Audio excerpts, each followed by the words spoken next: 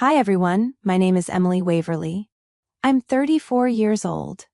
3 days after my autistic husband's company went public, my mother stood on my porch with a cream-colored folder and said, "We made a list of what family is owed." And when I opened it, I laughed so hard I had to hold the doorframe. Not because it was funny.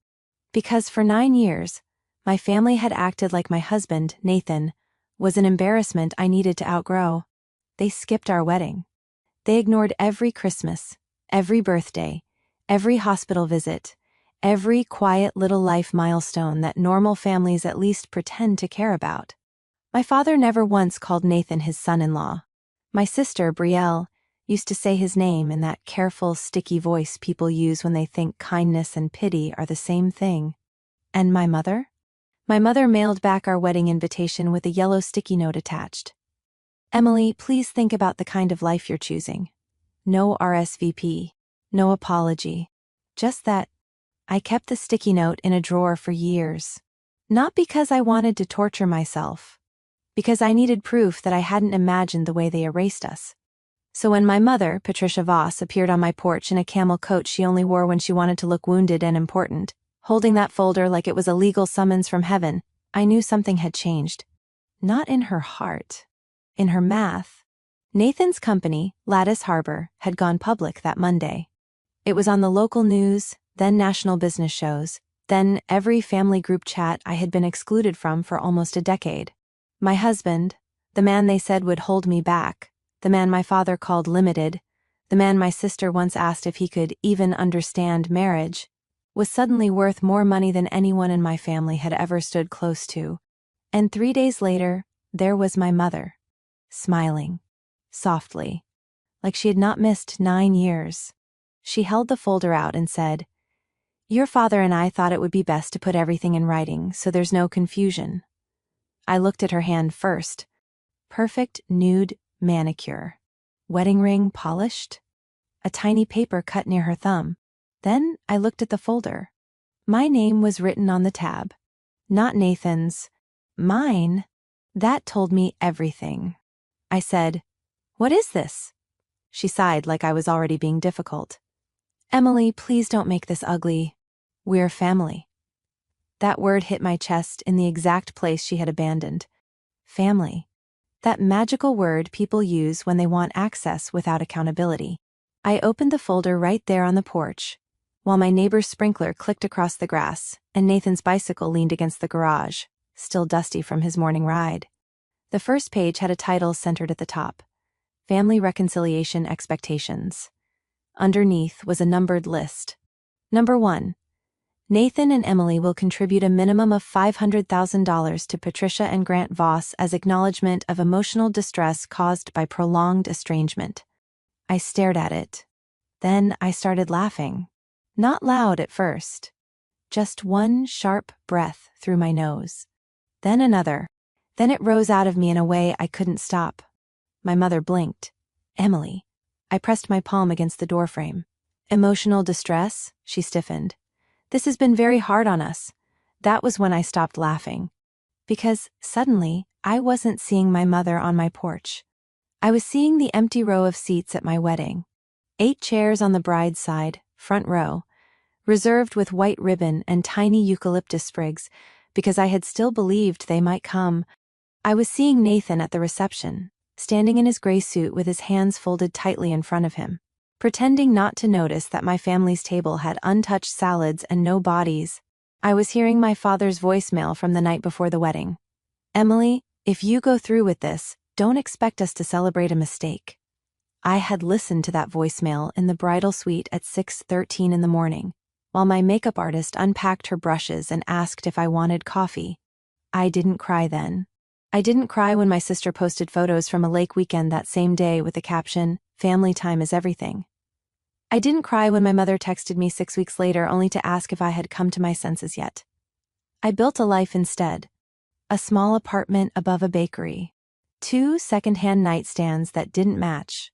Nathan's whiteboards covering the dining room wall. My teaching job. His long nights coding with headphones on, not because he was cold, but because sound scraped against his nervous system like sandpaper. He was brilliant. Literal. Gentle. honest in a way that made dishonest people uncomfortable. And my family punished me for choosing him. Now my mother stood on my porch with a folder full of invoices for pain she had caused herself. I turned the page, and number 2 was worse. Number 2 said Nathan was expected to issue a public statement thanking my parents for their early support and family values. I read it twice because my brain refused to accept the words in that order. Early support. Family values. My mother stood on my porch in her beige coat, the same one she wore to church when she wanted people to think she was softer than she was, and watched my face like she was waiting for gratitude. Nathan wouldn't be where he is without family stability, she said. I looked up slowly. You mean the family stability of not speaking to us for 9 years? Her mouth tightened. Emily, don't be vulgar. That was my mother's favorite word for truth when it embarrassed her. Behind her, the maple tree in our front yard was dropping orange leaves onto the walkway. Nathan had planted that tree the first spring after we got married, when we still believed maybe my family just needed time. He had measured the hole 3 times, lined the sapling up with the porch post, and asked me if it looked balanced. I remember my father, Grant Voss, driving past that afternoon in his silver truck without slowing down. He saw us. He kept driving. That was their early support. I flipped to the next page. There was a typed section called Historical Contributions. Underneath, my mother had listed things like my childhood piano lessons, my college application fees, my braces, and general maternal sacrifice. Maternal sacrifice had a dollar amount next to it. $86,000. I laughed once. Not because it was funny, because something in me cracked in a clean, bright way. You itemized my childhood? I asked. Patricia lifted her chin. We invested in you. No, I said. You raised me.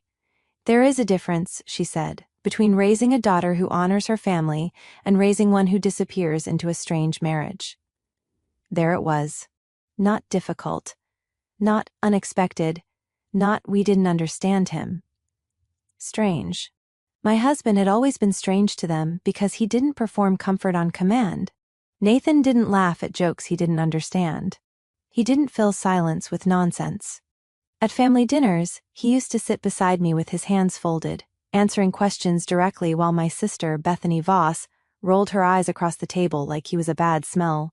One Thanksgiving, 2 months before our engagement, my Aunt Linda asked Nathan what he did for work. He started explaining data infrastructure, careful and precise, and my brother Darren interrupted him halfway through.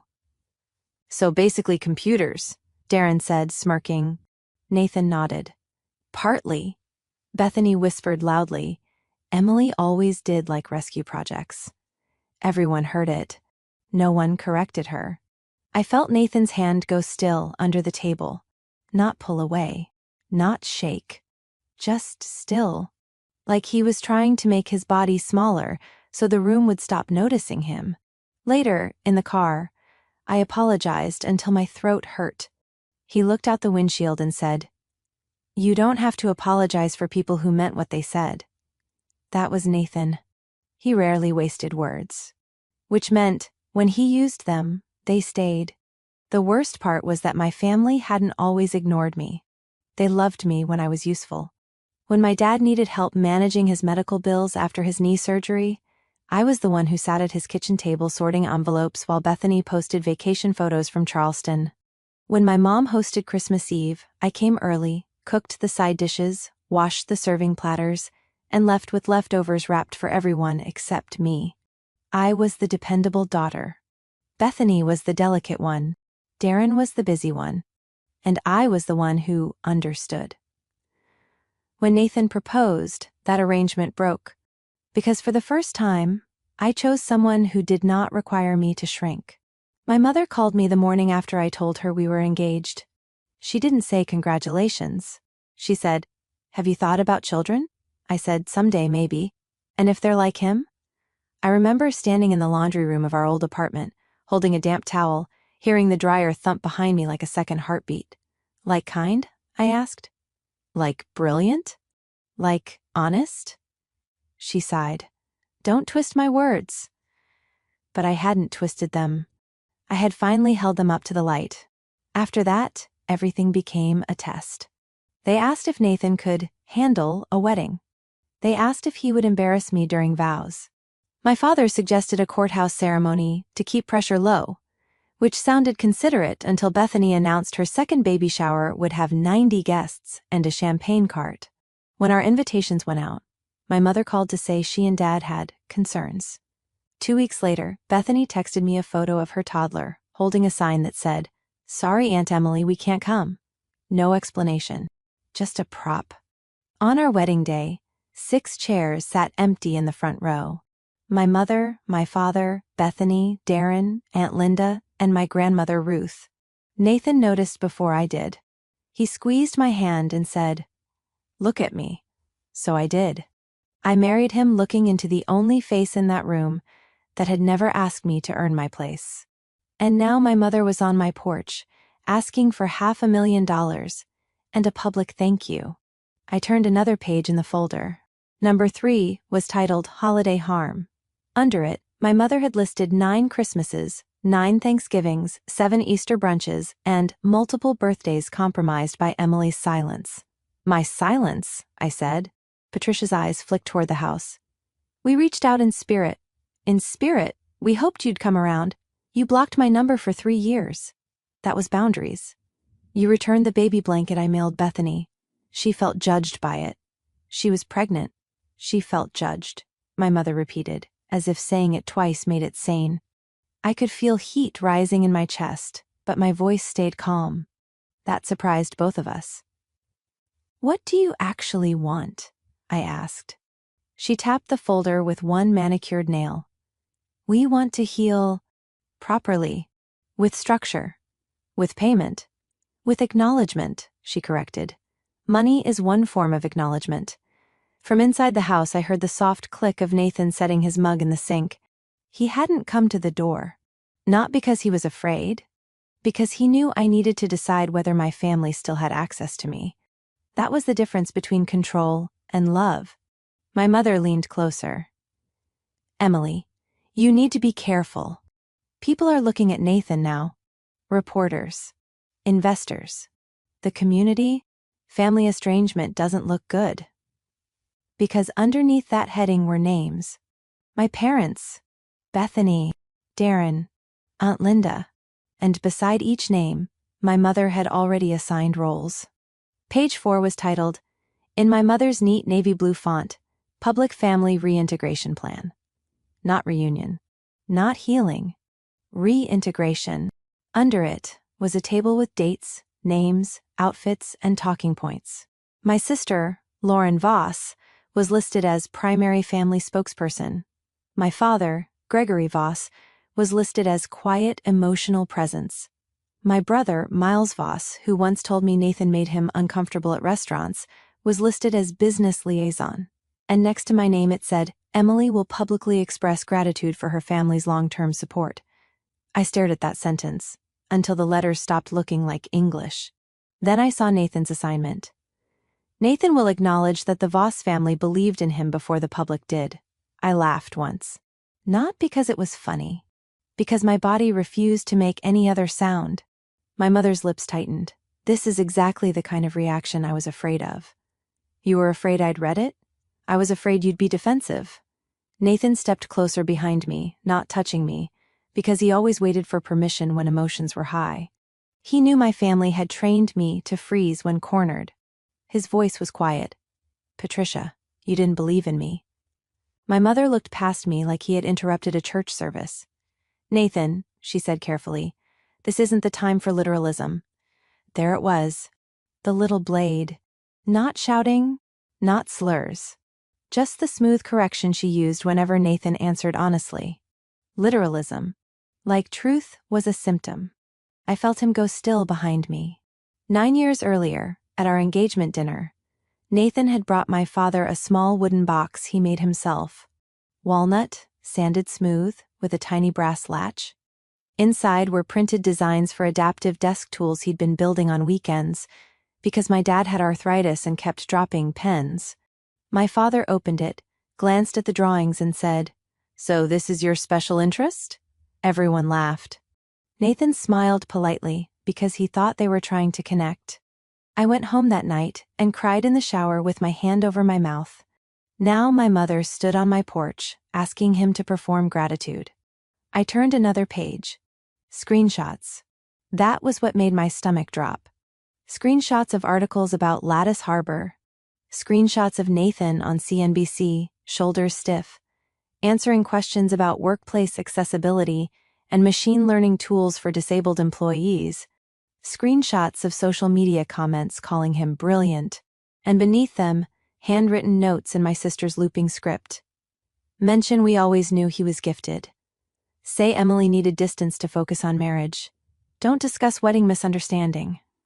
Wedding misunderstanding. I looked up slowly. Lauren helped with this? My mother didn't blink. Your sister is very good with messaging. Messaging? She works in communications, Emily. She works in boutique candle branding. She understands tone. Nathan made a small sound behind me. Not a laugh. More like disbelief escaping through a crack. Then my mother said, "We're not here to argue about the past. And I don't know what broke in me, but something did. Not loudly. Cleanly." I stepped back from the doorway, walked to the console table by the stairs, and picked up my phone. My mother followed my movement with suspicion. "What are you doing?" "Checking something." I opened the folder Nathan and I had named Gray Box. Not because we were planning revenge. Because during the first few years after the wedding, when I still believed my family would come back if I just explained better, I saved everything. Every ignored invitation. Every returned Christmas card. Every voicemail where my mother said she wasn't ready to normalize this. Every text from Lauren saying she couldn't expose her kids to Nathan's episodes, even though the only episode she'd ever seen was him leaving a loud restaurant before he had a panic attack. I scrolled to the photo from our wedding. 2 empty rows on the bride's side. 8 ivory programs tucked neatly into the chairs, each with a little eucalyptus sprig I tied myself the night before, because I kept thinking maybe they would show. Maybe traffic was bad. Maybe my father would slip in during the vows. Maybe my mother would decide love mattered more than pride. I turned the phone toward her. "You called it a misunderstanding?" My mother looked at the photo for half a second. That was a very painful time for everyone. "No," I said. "It was a painful time for me." Her face hardened. "You chose him over us." Nathan's hand finally touched my shoulder. Lightly. Permission, not rescue. I swiped to the next file and hit play. My mother's voice filled the porch, older but unmistakable. "Emily, if you go through with this wedding, don't expect us to sit there and pretend we approve. Marriage is hard enough without choosing someone who will always need managing." The porch went silent. Even the wind seemed to stop moving through the maple tree. My mother's eyes widened. Not with guilt. With calculation. "You recorded me? You left a voicemail. That was private. So was my marriage." Her mouth opened, but before she could answer, a car door shut at the curb. I looked past her. Lauren was walking up my driveway in white jeans, sunglasses, and the exact expression she wore whenever she arrived late to a situation she expected to control. Behind her came my father, moving slower than he used to, carrying nothing, saying nothing. And then Miles got out of the passenger side of Lauren's SUV holding a bakery box. A bakery box. Like this was a brunch. Like my mother had. Totally understandable. I looked down at the folder in my hand. Then, at the 3 of them gathering on my walkway, like a committee. My family hadn't been in my yard in 9 years. Not for birthdays. Not for surgeries. Not when I miscarried at 11 weeks and my mother responded to my email with, "Maybe this is a sign to slow down." But Nathan's company went public, and suddenly they knew the way to my house. Lauren reached the porch and lowered her voice. "We should take this inside before neighbors start looking." That was when Mrs. Alvarez from next door stepped onto her porch with a watering can. She absolutely did not need. I almost smiled. Lauren saw her too, and her jaw tightened. My mother whispered, "Emily, don't embarrass this family." I looked at her. Really looked. At the woman who skipped my wedding and billed me for being born. Then I looked at Nathan, who had spent 9 years building something from a secondhand desk in our garage, while my family treated him like a mistake I needed to outgrow. And for the first time that morning, I didn't feel cornered. I felt clear. I lifted the cream folder slightly and said, loud enough for Mrs. Alvarez to hear, "You want to discuss the list of what family is owed?" Lauren's smile disappeared. My father finally looked at the ground. And Nathan, gentle Nathan, said one sentence that changed everything. "Emily, show them page 7. Nathan didn't raise his voice. That was the thing about him my family never understood. They mistook quiet for weakness. They mistook careful thinking for confusion. They mistook his pauses for permission. He touched the back of my hand with 2 fingers and said, "Emily, show them page 7. My mother's face changed. Not dramatically. Just enough. Her lips pressed together. Lauren stopped smiling. My father looked down at the porch boards, like maybe if he studied the wood grain hard enough, he could disappear into it. I opened the folder I had made. Not their cream folder with the embossed title and the ridiculous demand for $500,000. Mine was plain blue. From the junk drawer, bent at one corner, the kind of folder you buy in a 5-pack and forget about. But inside, it was 9 years of being forgotten. I flipped to page 7 and held it out.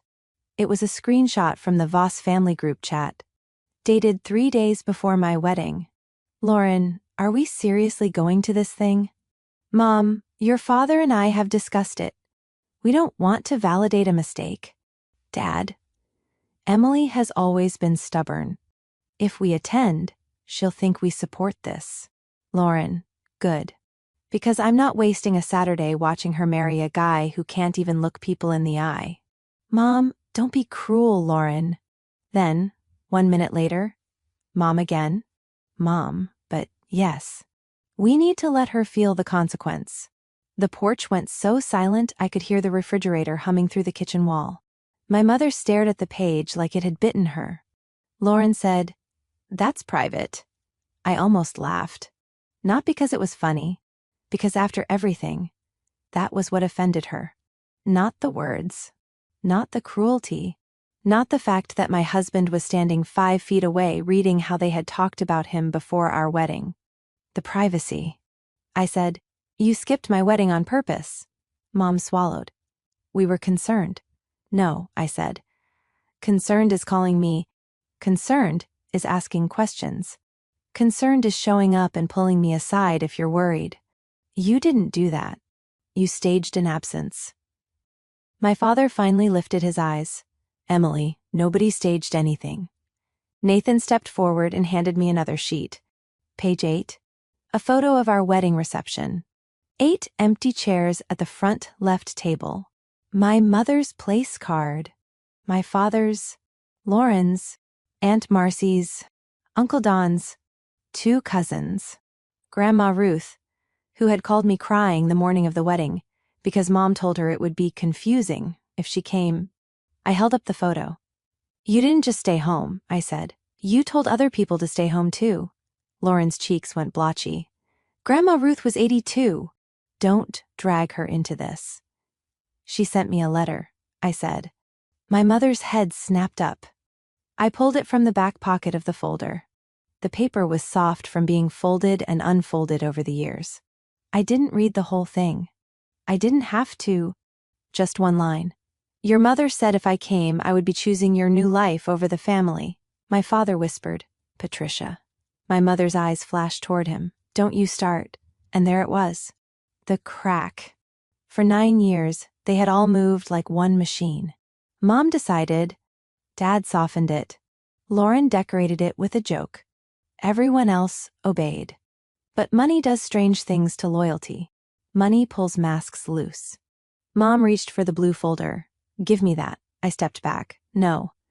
"Emily, this is exactly what I mean," she said, her voice sharpening. "You collect grievances. You punish people.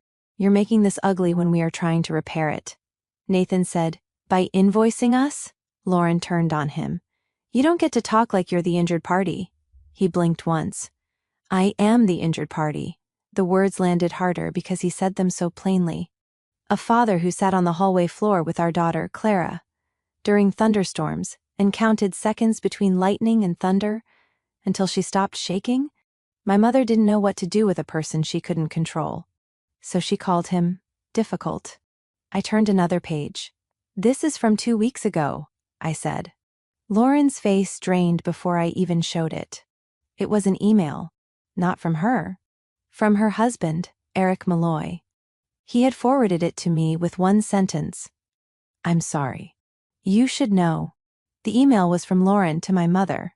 Subject: before we reach out to M. Mom, if Nathan's shares are worth even half of what the article says, we need to be careful. We can't come in looking greedy. Frame it around healing. Mention holidays. Mention Dad's heart scare. Don't apologize too much or she'll think she has leverage. Under that, my mother's reply: "I agree. We deserve something after the embarrassment she put us through." My father grabbed the porch railing. Lauren whispered, "Eric sent you that?" I said, "That's what you're upset about?" She looked at me with pure panic now. Not regret. Exposure. Mom's voice went low. "You have no idea what it was like for us." And somehow, that sentence hurt more than the folder. I said, What was like?" She gestured toward Nathan without looking at him. Explaining your choices. People asked questions, Emily. They wondered why you rushed into that marriage. They wondered why he seemed so odd. We had to live with that. My father said, "Patricia, stop." But she didn't. She had never known how to stop when she was finally saying the true thing. "You humiliated us," she said. The porch tilted under my feet. There it was. Not fear. Not concern. Not protection. Humiliation. I looked at Nathan. His face was calm, but his hand had closed into a fist at his side. I looked back at my mother. "You missed my wedding because you were embarrassed." She said nothing. "You missed Christmases because you were embarrassed." Still nothing. "You ignored your granddaughter because you were embarrassed." My father flinched. Lauren wiped at her cheek, angry that she was crying. Mom lifted her chin. "We are still your family."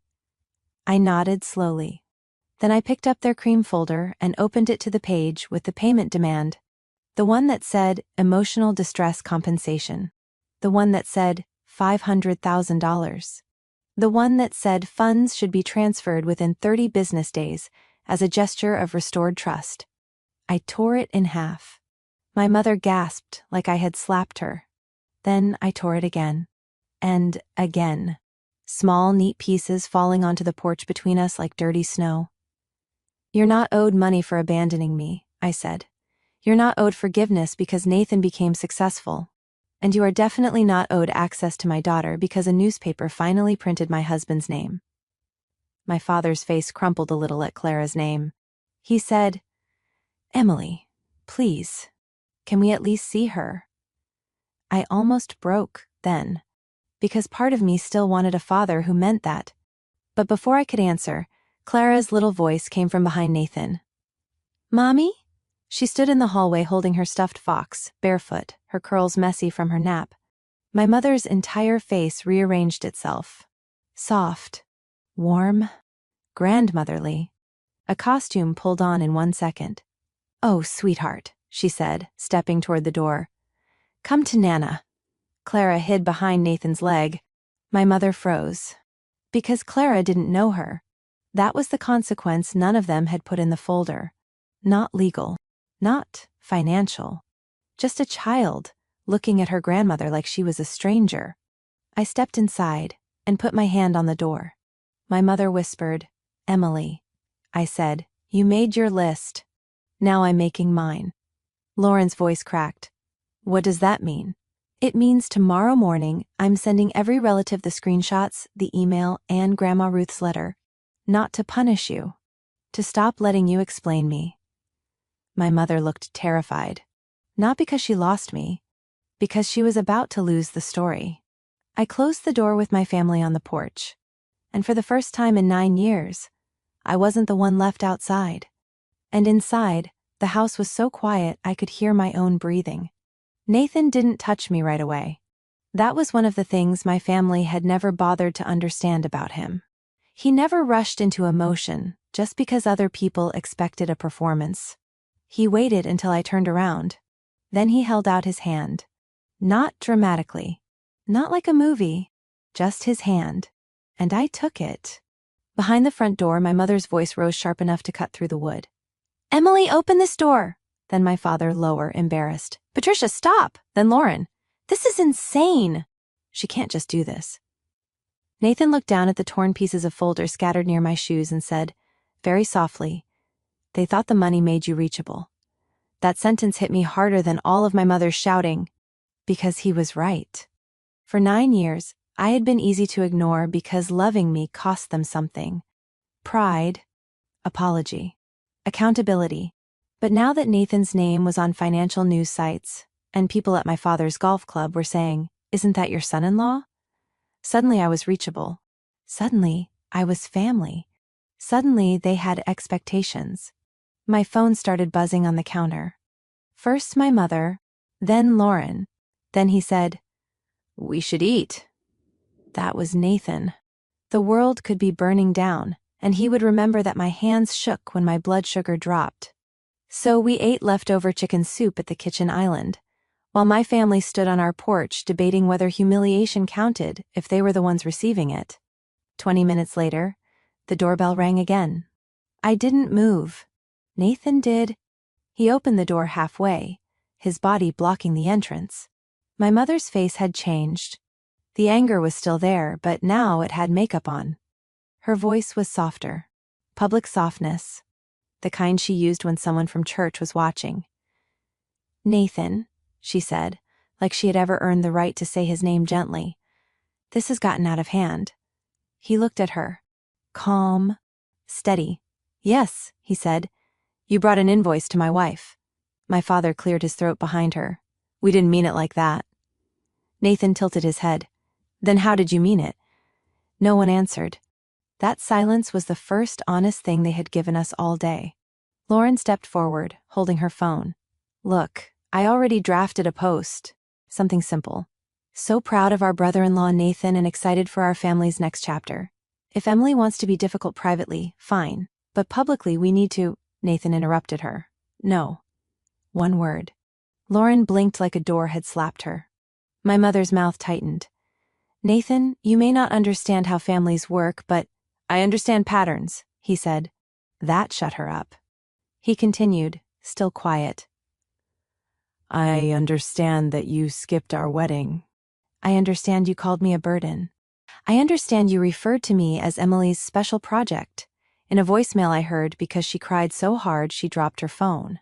I understand that when my company was nothing, I was nothing to you. And now that the company is valuable, you are standing here asking for a share." My mother looked away first. That was the moment I knew it was over. Not because they were sorry, because they were seen. And people like my mother could survive cruelty. She had done that for years.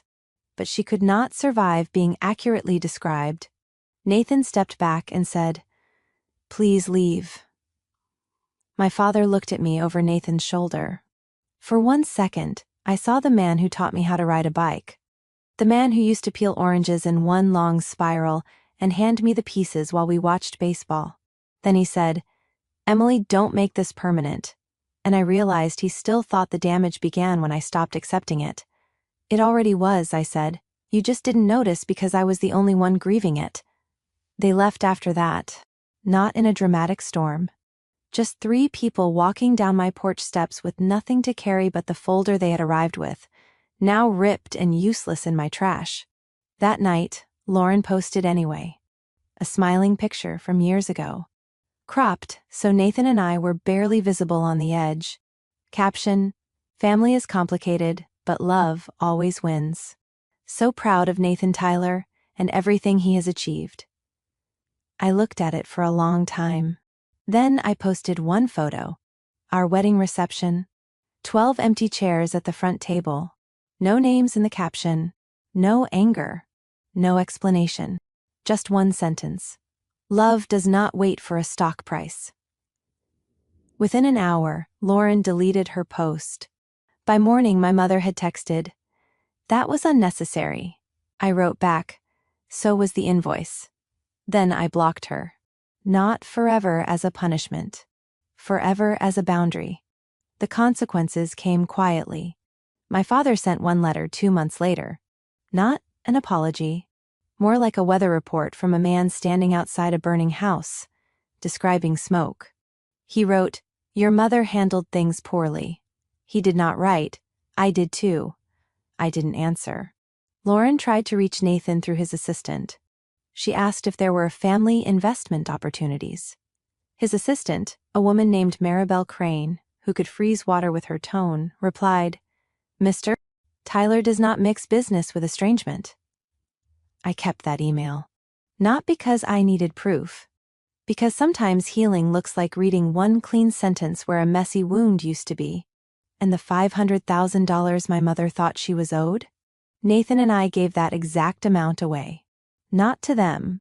We created a small fund for neurodivergent founders who didn't have families clapping in the front row. Nathan named it the Open Seat Fund. When he told me why, he said, "Because an empty chair can become an invitation for someone better." The first recipient was a 24-year-old woman from Ohio building scheduling software for autistic adults. At the grant dinner, she cried before she even reached the podium. Her mother sat beside her, holding her purse in both hands, looking proud enough to light the room. I watched them and felt something inside me loosen. Not jealousy. Release.